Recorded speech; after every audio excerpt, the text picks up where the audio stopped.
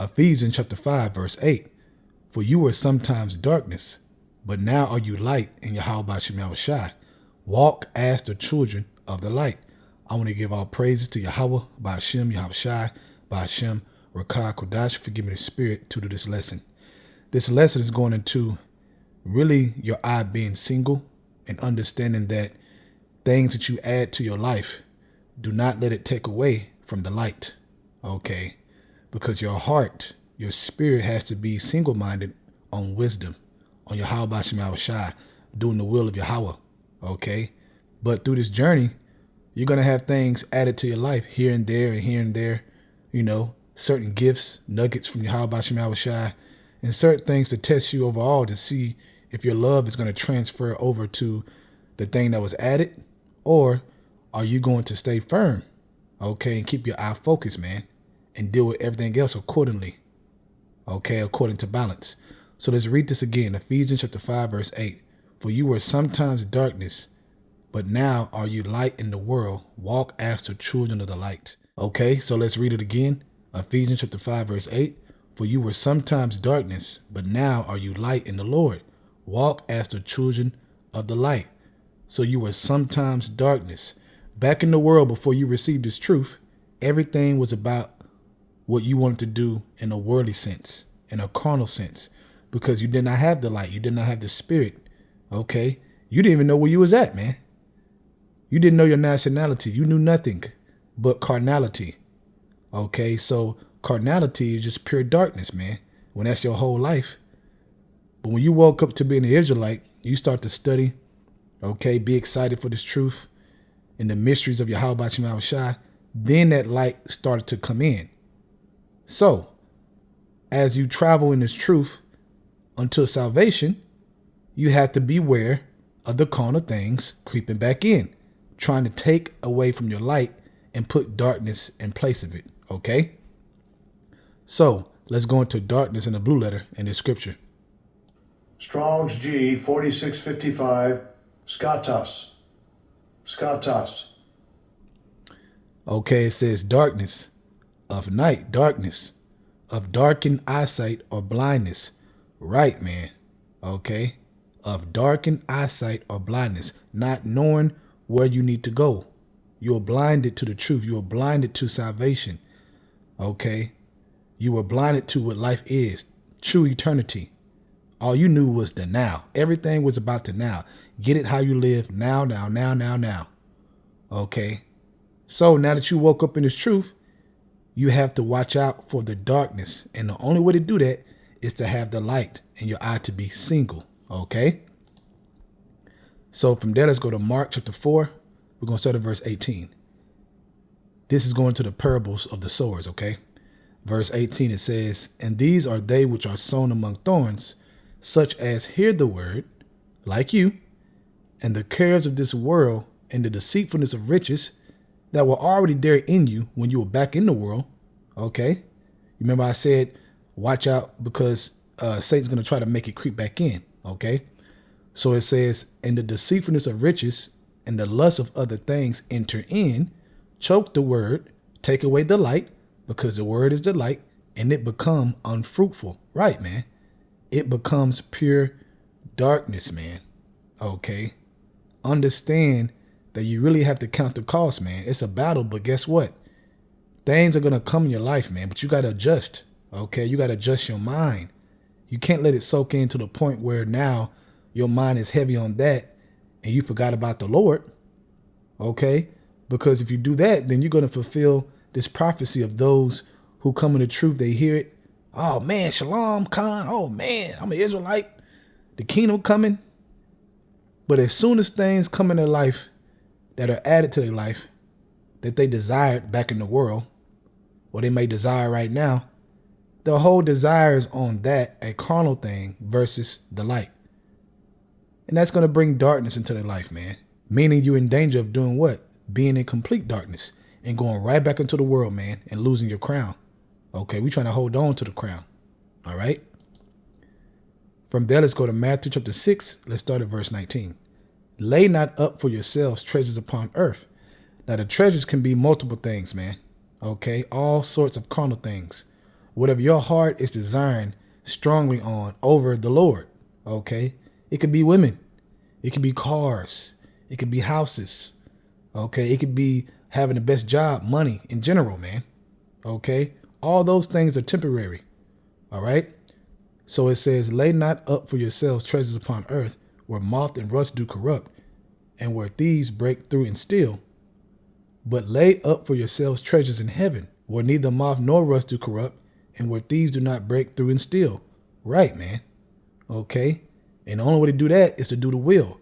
But the only way to do the will is to stay focused. Your eye being single, which I'm about to read in a second, man. That's the only way. See, things are going to come your way, okay, to take your focus. Carnal things, man. You got to watch out for that, man. Okay, we like carnal things, okay? Who doesn't like a nice car? Who doesn't like a nice house? Who doesn't like a beautiful woman? Women in general.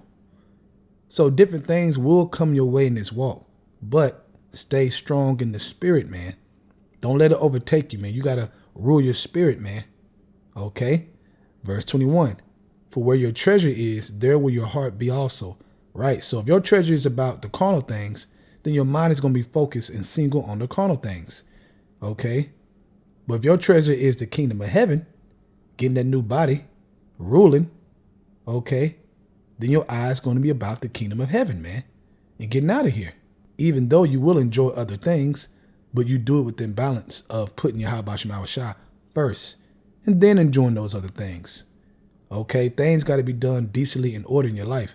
And when it's not, you feel that darkness creep in. You feel it, man. Okay, you totally unfocused. You feel sluggish. Okay, and anytime something spiritual come up, it's like you don't even feel it. You're just like, because your eye is not in the right place. You're being distracted, and you got to watch out for that. All right, verse 22. The light of the body is the eye, your spiritual eye. If therefore that eye be single, meaning on the kingdom of heaven, man, going one way, not going multiple ways, but one way, okay, that narrow path, the right way, okay, not creeping in another way, but the right way, man, with the fire on one side and the deep water on the other side, man, you going right through it, all right? It says the whole body shall be full of light, meaning you can see where you're going, all right? But if thy eye be evil, thy whole body shall be full of darkness. Right, be evil about the world. The world is evil.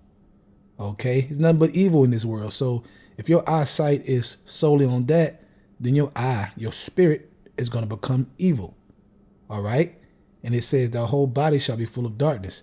And if therefore the light that is in thee be darkness, how great is that darkness? No man can serve two masters, for either he will hate the one and love the other. Right.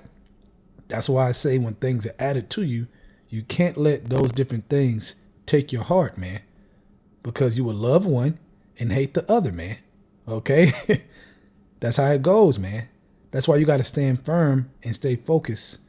And no matter what things come your way, whether you like it or not, and you desire it or not, it doesn't take away from your true desire, which should be Yahweh Shem Shai, the kingdom of heaven, getting out of here, man. Salvation.